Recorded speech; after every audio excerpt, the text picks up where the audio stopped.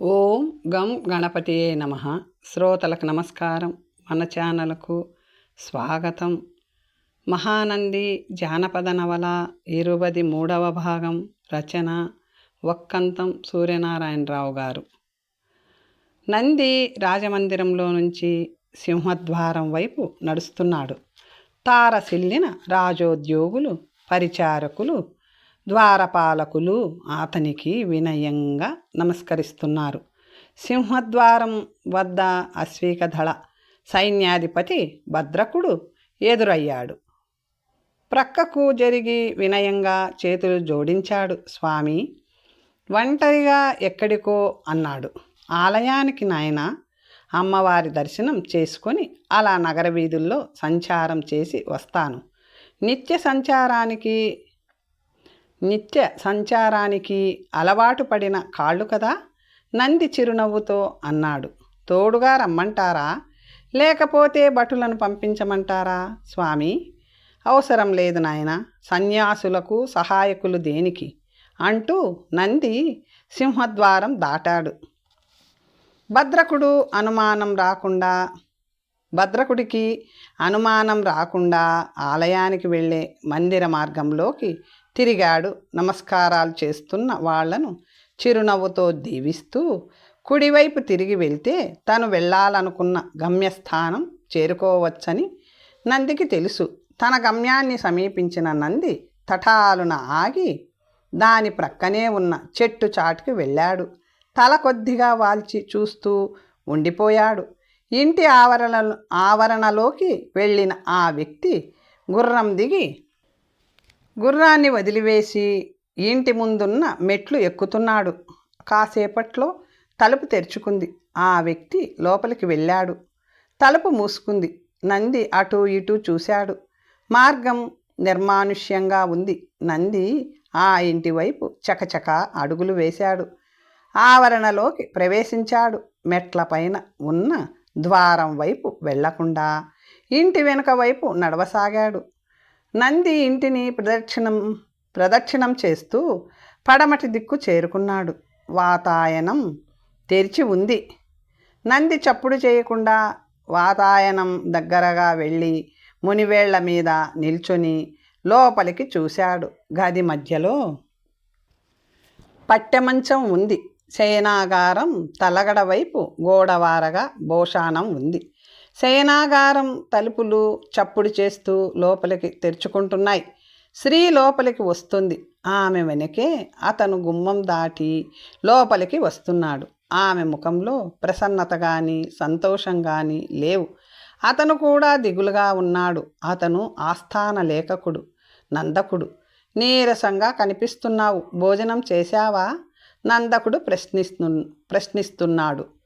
లేదు, కొలువు కూటంలో నీకు సన్మానం జరిగినప్పుడే నా కడుపు నిండిపోయింది. లవంగి, సంతాన ప్రాప్తి లేకుండా విధి శిక్షిస్తుంది అన్నారు ఆ యోగి. నెలతప్పిన ప్రతిసారి గర్భస్రావం ఎందుకవుతుందో ఇప్పుడు అర్థమవుతుంది. లవంగి, చెప్పండి, మనసుతో మాటలతో చేతతో తప్పిదాలు చేస్తున్నారా? నిజం చెప్పండి, నా మీద ఒట్టు. లవంగి తీక్షణంగా అంది.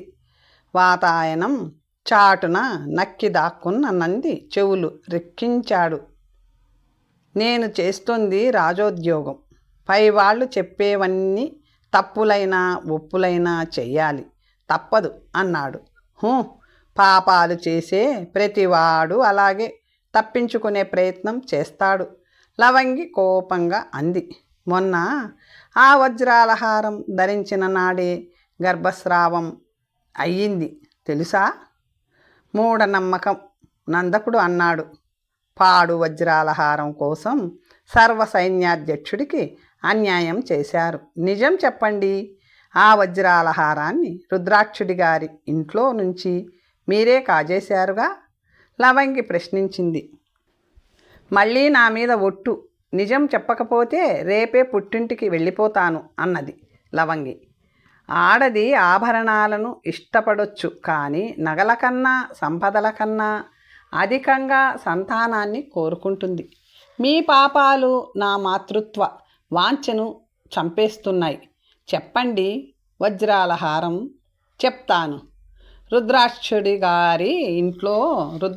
గారి ఇంటిలో నుంచి నేను తస్కరించి తెచ్చుకున్నాను. ఆయనే బహుకరించినట్టు రాజుగారికి చెప్పాను. నందకుడు నీరసంగా అన్నాడు.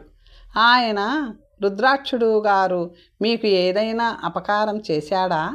లవంగి కంఠం గంభీరంగా ధ్వనించింది. లేదు. అయితే ఆ తప్పుడు లేఖ ఎందుకు రాశారు? ఎవరు రాయించారు? చెప్పండి అన్నది. క్షమించు లవంగి, అది అతి రహస్యం, ప్రాణాంతకమైన రహస్యం. చెప్పలేను అన్నాడు. నంది గుండె వేగంగా కొట్టుకుంటుంది.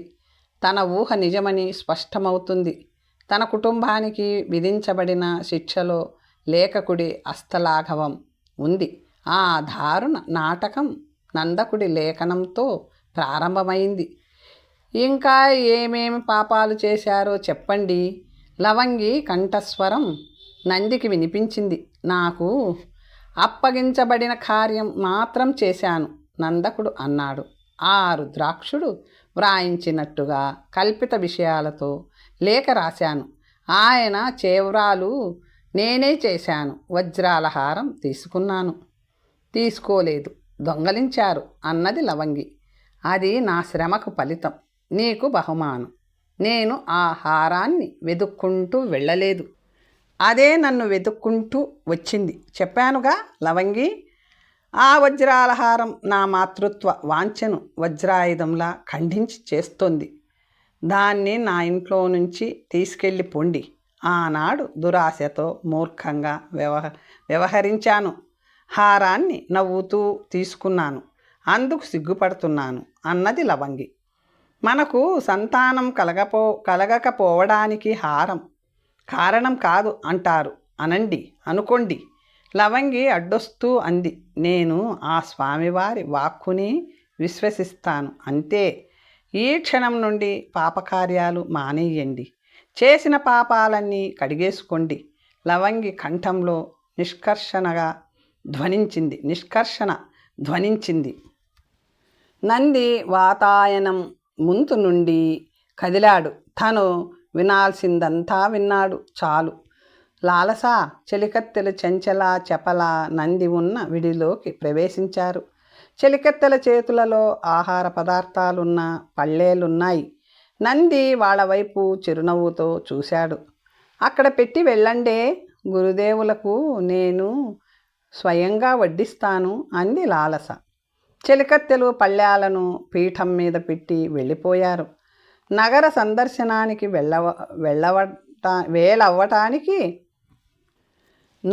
సందర్శనానికి వెళ్ళావటగా లాలస తగ్గుస్వరంతో అంది.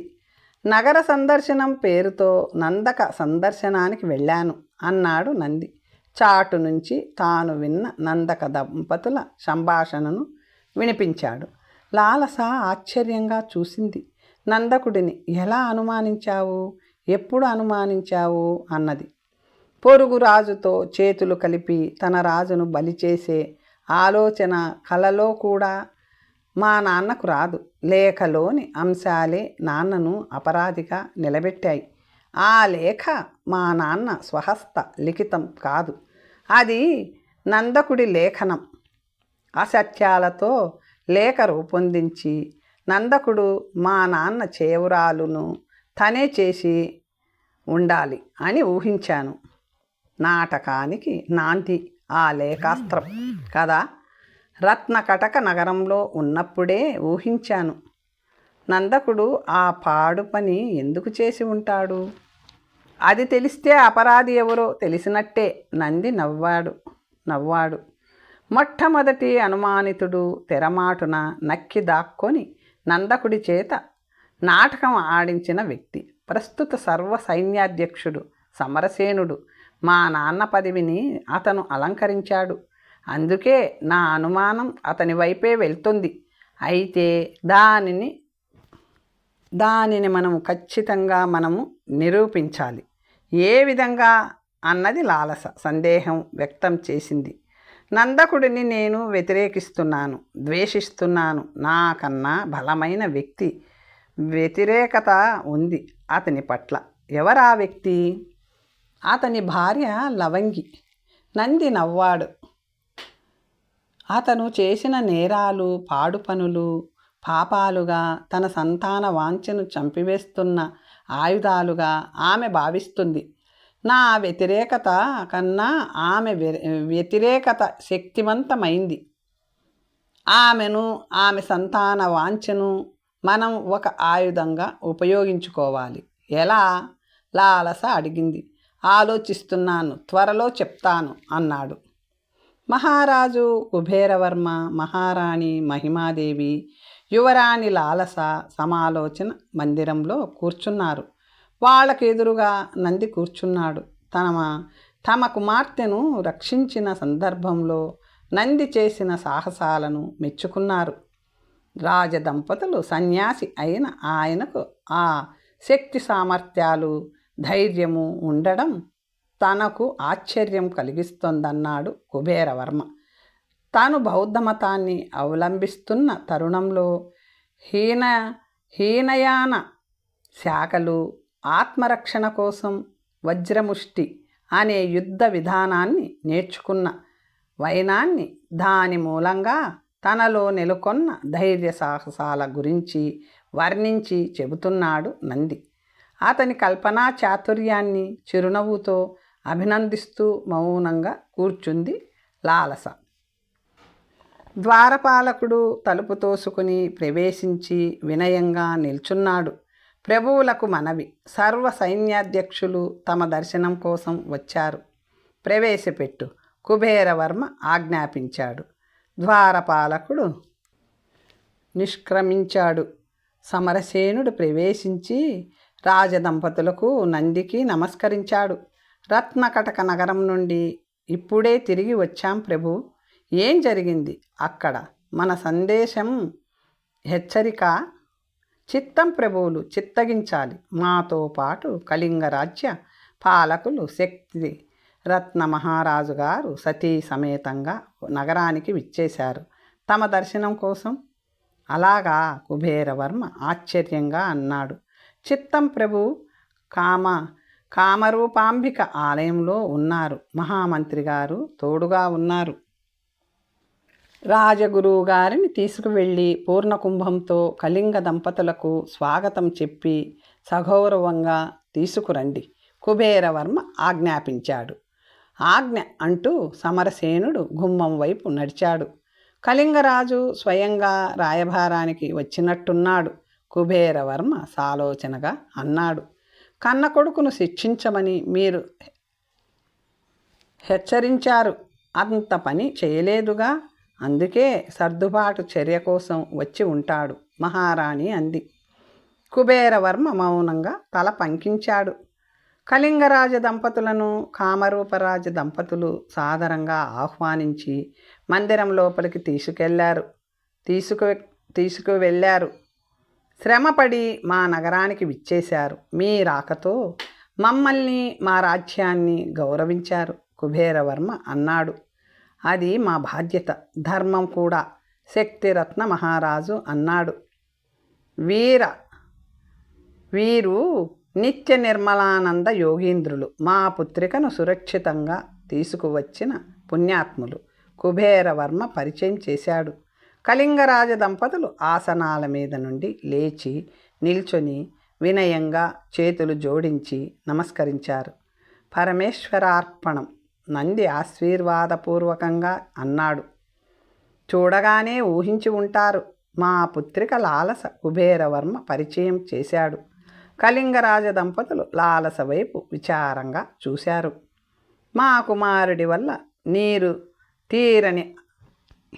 వీరు తీరని అపచారం జరిగింది వీరికి. మమ్మల్ని క్షమించు తల్లి, కళింగ మహారాణి అపర్ణాదేవి అంది. అవును తల్లి, మా అధమపుత్రుడి ఆ కార్యాన్ని మా అపరాధంగా భావిస్తున్నాం మహారాజు అన్నారు. లాలస రాజదంపతులు పెద్దలు, వాళ్ళ ఆశీస్సులు అందుకో, కుబేరవర్మ అన్నాడు. మహారాణి మహిమాదేవి వెళ్ళమన్నట్టు లాలస వైపు చూసింది. లాలస లేచి వెళ్ళి కళింగ రాజదంపతుల పాదాలకు నమస్కరించింది. కళ్యాణమస్తు. శక్తిరత్న మహారాజు దీవించాడు. మీ పుత్రిక చక్కని చుక్క, మావాడు సరిజోడు కాడు అపర్ణాదేవి అంది. మహారాణి గారు దాపరికం లేకుండా మాట్లాడుతున్నారు. మహారాణి మహిమాదేవి అంది. దాపరికాలు ఉండకూడదన్న ఆశయంతోనే తమ దర్శనానికి వచ్చాం. శక్తిరత్న అన్నాడు. తమ సందేశం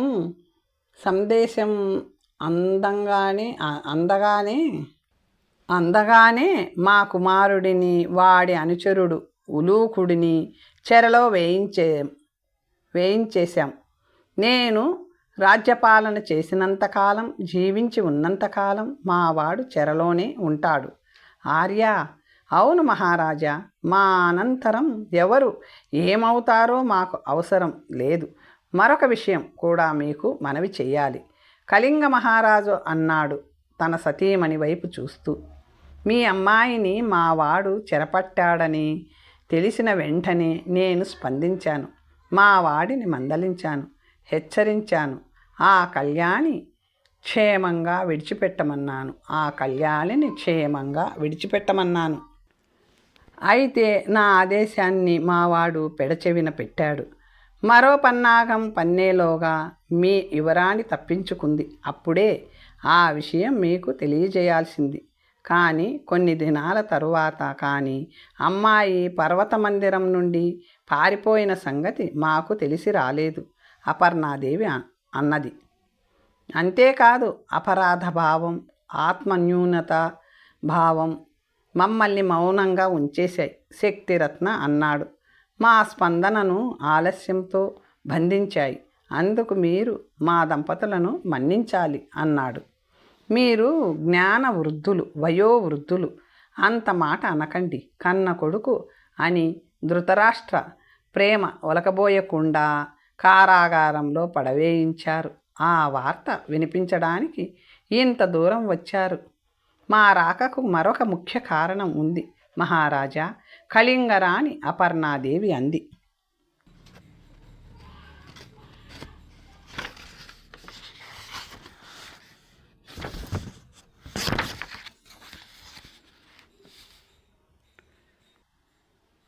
ఏమిటది మహారాణి? మహిమాదేవి ప్రశ్నించింది. అపర్ణాదేవి కొన్ని క్షణాలు మౌనంగా ఉండిపోయింది. అపర్ణ అనుమానించడం దేనికి? దాపరికాలను దహనం చేయాలన్న లక్ష్యంతో కామరూప ప్రభువుల ముందుకు వచ్చాం. సంకోచించకుండా వివరించు శక్తిరత్న మహారాజు అన్నాడు. అపర్ణాదేవి నిట్టూర్పు విడిచి ప్రారంభించింది. కామరూప రాజవంశంలో జన్మించిన కన్యకను కళింగ రాజవంశంలో జన్మించిన పురుషులు అపహరించడం ఇది మొదటిసారి కాదు. మహారాణి కుబేరవర్మ ఆశ్చర్యంగా అన్నాడు. ఇది రెండవసారి. మొదటిసారి కామరూప రాచకన్య అపహరణ కూడా కామరూపాంబికాదేవి ఆలయంలో నుండే జరిగింది. ఆ అక్రమ కార్యం జరిగి శతాబ్దాలు దాటింది. మీ వంశంలో జన్మించిన ఆ సుందరాంగి పేరు మహాశ్వేతాదేవి. రాక్షస వివాహం చేసుకోవాలని ఆమెను అపహరించి తెచ్చిన స్వార్థపరుడి కోరిక తీరలేదు. ఆ తల్లి మా రాజభవనంలోనే బంధించబడిన కక్షలోనే ఆత్మహత్య చేసుకుంది. నిజమా మహారాణి? మహిమాదేవి నిర్ఘాతపోతూ అంది. అవును మహారాణి, ఆ కక్షను ఎవ్వరూ ఉపయోగించరు. మహాశ్వేతాదేవి ఆత్మ శతాబ్దాల పాటు మా మందిరంలో సంచరించేది. శాంతి హోమం ద్వారా ఆ ఆత్మ ఒక స్వర్ణ కలశంలో నిక్షిప్తం చేయబడింది. పూజాగృహంలో ఆ స్వర్ణ కలశానికి నిత్యార్చన చేయడం మా ఆచారంగా మారింది. ఆశ్చర్యంగా ఉంది కుబేరవర్మ అన్నాడు. లాలస, నంది ఆశ్చర్య ప్రతిమల్లా మారిపోయి వింటున్నారు. కామరూప వంశ కన్యకు మరోసారి అన్యాయం జరగడం మాకు ఇష్టం లేదు.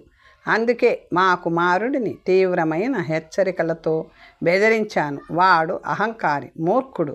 లాలసను మీకు అప్పగించే ప్రయత్నం చేయలేదు. అపర్ణాదేవి ఆగింది. అందుకే మీ ప్రతిపాదనను గౌరవించాం. అపరాధిని శిక్షించాం. కామరూపాంబిక ఆలయములోని రహస్యద్వారం గుండా సుకర్మ అనే యువకుడు లాలసను అపహరించి మా పుత్రుడికి అప్పగించాడు. సుకర్మ ఆలయ శిల్పి వంశానికి చెందినవాడు. మీ నగరవాసి. మా నగరానికి వలస వచ్చాడు. ఆ వివరాలన్నీ మావాడి అంతరంగిక సేవకుడు ఉలూకుడు చెప్పేశాడు. ఆ సుకర్మను మావాడు చంపివేశాడట. ఆ రహస్య మార్గాన్ని మూసివేయించండి, శక్తిరత్న మహారాజు అన్నాడు. స్వామివారు రహస్య మార్గం ఉనికిని ఊహించారు. దానిని మూయించి వేశాం, కుబేరవర్మ అన్నాడు. మా వంశ కన్యక మహాశ్వేతాదేవి గారి అపహరణ గురించి మీరు విన్నవించిన కథనం ఆశ్చర్యాన్ని, ఆవేదనను కలిగిస్తుంది. మహారాణి మహిమాదేవి అంది. మా వంశం మూలంగా మీ వంశానికి 2 పర్యాయాలు దుఃఖం సంభవించింది. అందుకు సిగ్గుపడుతున్నాం, శక్తిరత్న మహారాజు అన్నాడు. మీ పుత్రుడు చేసిన పాపాన్ని, మీ పూర్వీకులలో ఎవరో చేసిన పాపాన్ని మీ ప్రవర్తనతో ప్రక్షాళన చేసుకున్నారు మహారాజా.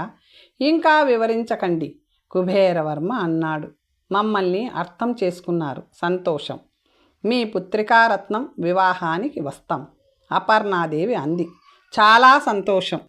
ప్రత్యేకంగా ఆహ్వానిస్తాం, దయచేయండి, దీవించండి, కుబేరవర్మ అన్నాడు. మా శ్వేతాదేవి గారి స్వర్ణ కలశాన్ని సందర్శించాలనిపిస్తుంది. ఆహా, ఇదే మా ఆహ్వానం.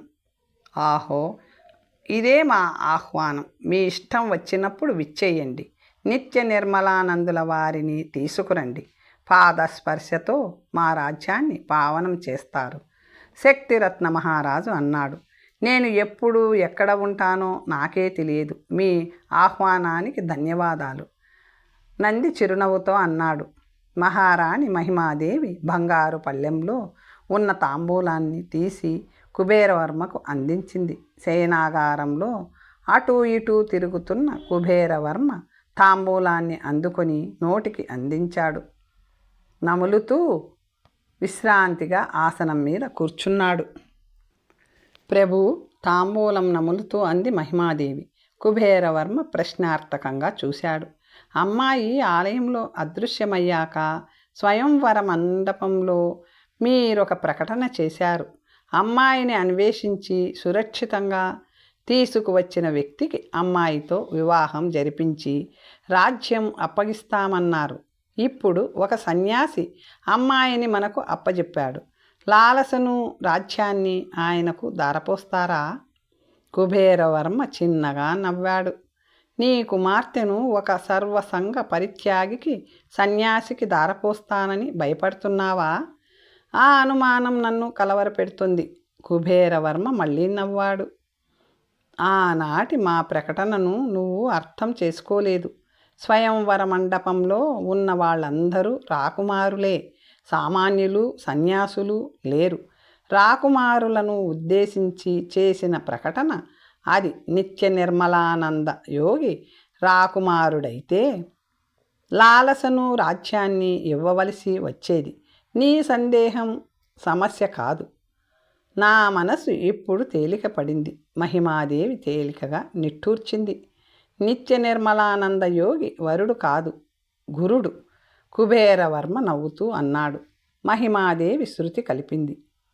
మనము రాజధానికి వచ్చి నెల దాటింది. అంతఃపుర ఉద్యానవనంలో నందితో పాటు విహారం చేస్తున్న లాలస అంది. అవును, అపరాధుల గురించి నువ్వు అంతగా ఆలోచిస్తున్నట్టు లేదు. ఎందుకలా అనుకుంటున్నావు లాలస? అనుక్షణం ఆలోచిస్తూనే ఉన్నాను. పథకం వేస్తే అది ఫలవంతం కావాలి. అంతఃపురంలో ఉన్న నా చెల్లెలిని కూడా చూడకుండా నిగ్రహించుకుంటున్నానంటే ఎంత తీవ్రంగా ఆలోచిస్తున్నానో తెలుస్తుంది.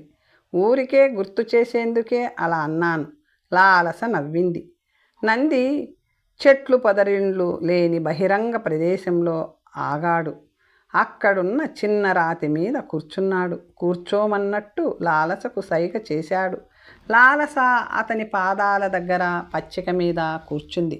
అన్ని వేళలా, అన్ని చోట్ల, అన్ని సందర్భాలలో ఇద్దరు గురువు శిష్యురాలులాగే కనిపించాలి. తమ ప్రవర్తన మీద ఎవ్వరికీ అనుమానం రాకూడదు. మనకు వివాహిత అయిన ఒక స్త్రీ కావాలి. ఆమెకు సంతానం ఉండకూడదు.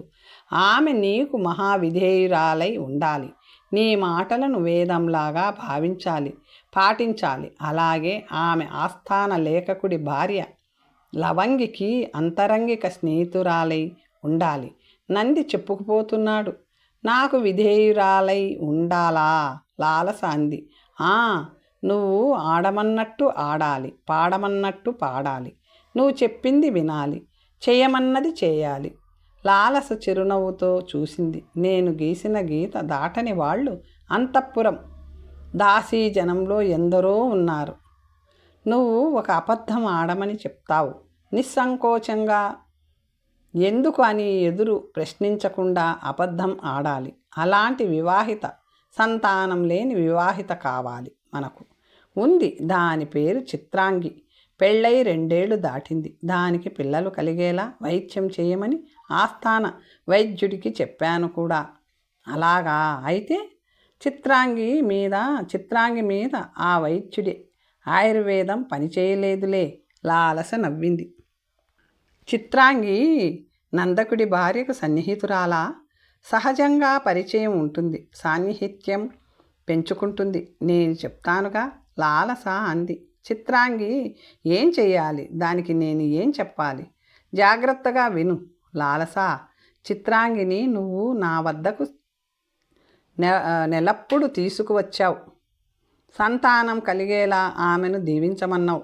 నేను ధ్యానం చేసి దీవించాను. దీవెన ఫలించింది. ఆమెకు నెల తప్పింది. ఆ శుభవార్తను, నా దీవెన మహిమను చిత్రాంగి లేఖకుడి భార్యకు చెప్పాలి. సంతాన ప్రాప్తిని అనుగ్రహించే దీవెన కోసం నన్ను ఆశ్రయించమని లవంగికి బోధించాలి. లాలస చిరునవ్వుతో చూసింది. నిత్య నిర్మలానంద యోగి పుంగవుల ఆశీసుల ప్రభావంతో చిత్రాంగి గర్భవతి అయ్యింది. ఆ స్వామివారిని ఆశ్రయిస్తే తన కడుపు కూడా పండుతుందని లవంగి నమ్మాలి. ఇది చిత్రాంగి ద్వారా జరగాలి. అంతేకాదు, లవంగి నీ ద్వారా, నీ సహకారంతో నన్ను దర్శించి ప్రార్థించాలి. అంతే. లవంగికి బాగా నూరిపోసేలా చిత్రాంగికి నువ్వు నూరిపోయగలవా? నేను చిన్న నాటకం ఆడుతాను, చెప్పనా? లాలస అడిగింది. నంది తల ఆడించాడు. చిత్రాంగి ముందు లవంగి పట్ల జాలి, కరుణ కలిగినట్లు నటిస్తాను. తనకు స్వామివారి దీవెన ఫలించి నెల తప్పిందని చిత్రాంగితో నమ్మబలికి తీసుకురమ్మంటాను. తనకు సంతాన వరం ఇప్పించమని చిత్రాంగి నన్ను తప్పకుండా అడుగుతుంది. చెప్పిన పని చేస్తే తప్పకుండా ఇప్పిస్తానంటాను. ఇదంతా పరమ రహస్యంగా జరగాలి. చిత్రాంగిని నువ్వు తగిన విధంగా హెచ్చరించాలి. అది నాకు వదిలేయి. నటించడం వచ్చు. గంగిరెద్దుల వాడి గర్భిణీ భార్యగా నటించాను, సన్యాసినిగా నటించాను. పోతే నటింపజేయడం కూడా వచ్చు.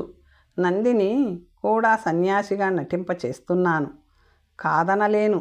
లాలస నందివైపు ప్రశ్నార్థకంగా చూసింది. ఒకానొక సందేహం కలుగుతుంది. రాజధానికి రాగానే భుజబలంతో దోషుల్ని పట్టుకొని శిక్షిస్తావనుకున్నాను. దానికి భిన్నంగా ప్రవర్తిస్తున్నావు ఎందుకు అన్నది.